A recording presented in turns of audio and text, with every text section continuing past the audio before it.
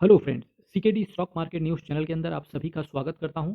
और आज का जो बहुचर्चित क्वेश्चन है आज की डेट पे कि क्या है कि ईटीएफ क्या होता है या म्यूचुअल फंड क्या है। दूसरा सबसे बड़ा क्वेश्चन कि ईटीएफ के थ्रू मार्केट के अंदर पैसे डालें या म्यूचुअल फंड के थ्रू मार्केट के अंदर पैसे डालें। तो इन्हीं कुछ क्वेश्चंस का जवाब देने की यहाँ पर कोशिश करेंगे। कुछ काम कर रहे हैं तो थोड़ी देर के लिए पॉज कर दें। वीडियो 4-5 मिनट के अंदर खत्म हो जाएगा दोस्तों, और कहीं ना कहीं आपको पूरी जिंदगी भर के लिए एक लाइफ लेसन दे जाएगा, और कभी शायद आपको इसके अलावा डाउट नहीं आएंगे कि ईटीएफ क्या है, म्यूचुअल फंड क्या है। फ्रेंड्स, ईटीएफ का फुल फॉर्म समझिए, एक्सचेंज ट्रेडेड फंड। जैसा कि नाम से ही क्लियर हो रहा है, एक्सचेंज। भारत देश के अंदर कॉमनली नोन दो एक्सचेंजेस हैं, एनएससी और दूसरा बीएसई। यहाँ पर आप शेयर्स की ट्रेडिंग करते हो। 9 बजे मार्केट खुलता है सुबह, 3:30 बजे मार्केट क्लोज हो जाता है।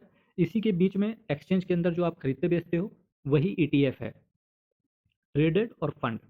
ईटीएफ दोस्तों एक निवेश यानी कि इन्वेस्टमेंट का माध्यम है। यह शेयर की तरह स्टॉक एक्सचेंज पर खरीदा और बेचा जाता है। इसमें कई शेयर, बॉन्ड्स या फिर अन्य एसेट्स का एक पोर्टफोलियो होता है। अधिकांश ईटीएफ किसी इंडेक्स जैसे कि निफ्टी 50 या फिर सेंसेक्स को ट्रैक कर रहे होते हैं। कम लागत में डाइवर्सिफाइड इन्वेस्टमेंट का एक अच्छा विकल्प दोस्तों ईटीएफ माना जाता है। दूसरा सबसे बड़ा एक क्वेश्चन होता है कि ईटीएफ और म्यूचुअल फंड के अंदर डिफरेंस क्या होता है, क्योंकि कई बार दोनों चीज़ें सिमिलर हो जाती हैं। जी हाँ दोस्तों, सिमिलर तो बिल्कुल नहीं है दोनों चीज़ें, ना ही ईटीएफ ना ही म्यूचुअल फंड। क्यों नहीं है ऐसा, चलिए बात करते हैं। तो सबसे पहले दोस्तों, अगर ईटीएफ की बात करें तो ईटीएफ पूरे दिन एक्सचेंज पर ट्रेड होता है, वहीं म्यूचुअल फंड केवल दिन में केवल एक बार एनएवी पर खरीद और बिक्री होती है इसकी। निवेशक आपस में ट्रेड करते हैं ईटीएफ के अंदर। वहीं म्यूचुअल फंड के अंदर बात करें तो एएमसी से आप सीधे खरीद और बिक्री करते हो। इसके साथ साथ एक्सपेंस रेशियो, सामान्यतः ईटीएफ के अंदर एक्सपेंस रेशियो यानी कि जब आप खरीद बिक्री करते हो उसका जो खर्चा होता है वो कम होता है ईटीएफ के अंदर। वहीं एक्सपेंस रेशियो अपेक्षाकृत अधिक होता है म्यूचुअल फंड के अंदर। वहीं दोस्तों अगर बात करें तो ज़्यादातर पैसिव फंड्स यहाँ पर होते हैं, और म्यूचुअल फंड्स के अंदर ज़्यादातर एक्टिव फंड्स आपको देखने को मिलते हैं। अभी दोस्तों आपके अंदर एक डाउट क्लियर आ गया होगा, बिल्कुल क्लियरली क्लियर कट एक डाउट आया होगा आपके दिमाग में कि दोस्तों ये पैसिव और एक्टिव क्या है। तो बात करते हैं पैसिव इन्वेस्टिंग क्या है। पैसिव इन्वेस्टिंग की अगर बात करें तो ये एक इंडेक्स को फॉलो करता है। उद्देश्य इंडेक्स इंडेक्स के जैसा रिटर्न देना होता है इसका। कम खर्च होता है इसमें, यानी कि जो लागत लगती है वो कम लगती है आपको खरीदने बेचने में, जो भी कॉस्ट आती है। फंड को मैनेज करने की जो फीस होती है वो भी बहुत कम होती है दोस्तों। वहीं एक्टिव इन्वेस्टिंग की अगर बात करें तो फंड मैनेजर शेयर को चुनता है, इंडेक्स से बेहतर रिटर्न देने का प्रयास करता है, रिसर्च आधारित निवेश पर होती है। इसके साथ साथ एक्सपेंस रेशियो आपका अधिक हो सकता है। तो अभी आपने समझा एक्टिव इन्वेस्टिंग और पैसिव इन्वेस्टिंग क्या होती है। अब बात करते हैं दोस्तों कि ईटीएफ में प्राइस की डिस्कवरी कैसे होती है, कैसे प्राइस ईटीएफ का निकल के आता है। तो दोस्तों ईटीएफ की कीमत डिमांड और सप्लाई से तय होती है। एक्सचेंज पर रियल टाइम प्राइस बदलती रहती है। आर्बिट्राज की वजह से ईटीएफ की कीमत और एनएवी में संतुलन बना रहता है दोस्तों। इससे मार्केट एफिशिएंसी बेहतर होती है। लिक्विडिटी और ट्रांसपेरेंसी ईटीएफ की खास विशेषताएं हैं दोस्तों। अब निवेशकों के बीच का सबसे जनरल क्वेश्चन ये होता है कि ईटीएफ के फायदे क्या क्या हैं, यानी बेनिफिट्स क्या क्या हैं। तो बेनिफिट्स आपको सबसे पहले बताते हैं कि एक्सपेंस रेशियो नंबर एक इसका कम होता है। दूसरा डाइवर्सिफाइड इन्वेस्टमेंट होता है। रियल टाइम आप बाइंग और सेलिंग करते हो, जैसे मार्केट 9 बजे, जैसा कि मैंने आपसे बताया 9 बजे मार्केट खुलता है और 3:30 बजे तक आप बाइंग और सेलिंग ईटीएफ के अंदर कर सकते हो। हाई ट्रांसपेरेंसी रहती है। क्यों ट्रांसपेरेंसी रहती है, क्योंकि सेबी का डायरेक्टली इन्वॉल्वमेंट रहता है मार्केट के अंदर। टैक्स एफिशिएंसी रहती है, यहाँ पर टैक्स एफिशिएंट होता है। अब देखिए इसके साथ साथ दोस्तों ब्रोकरेज अकाउंट से आप आसानी से निवेश भी कर सकते हो इसके अंदर। साथ ही साथ अलग अलग एसेट क्लास में निवेश का आपको विकल्प भी दिया जाता है।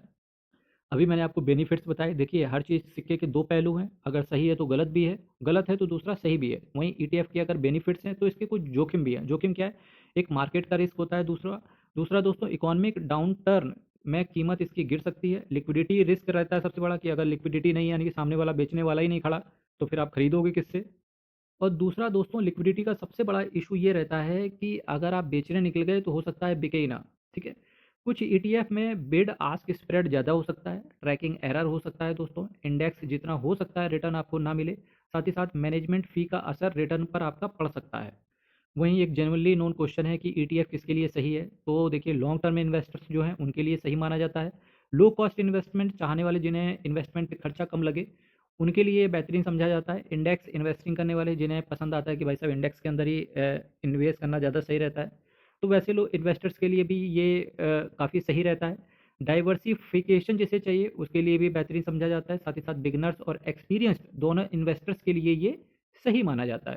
इसके साथ साथ दोस्तों ETF उन निवेशकों के लिए बेहतरीन विकल्प हो सकता है जो कम खर्च करने में पारदर्शी और डाइवर्सिफाइड इन्वेस्टमेंट चाहते हैं। लेकिन निवेश करने से पहले दोस्तों ETF का उद्देश्य को समझें, एक्सपेंस रेशियो को देखें, ट्रैकिंग एरर और लिक्विडिटी अवश्य चेक करें।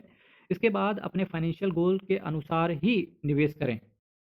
कुछ कॉमनली नोन ETF की अगर बात करें तो निप्पॉन इंडिया का निफ्टी 50 ETF, HDFC का निफ्टी 250 ETF, मेरे एसेट का Nifty mid cap ETF, Motilal Oswal का निफ्टी स्मॉल कैप ETF।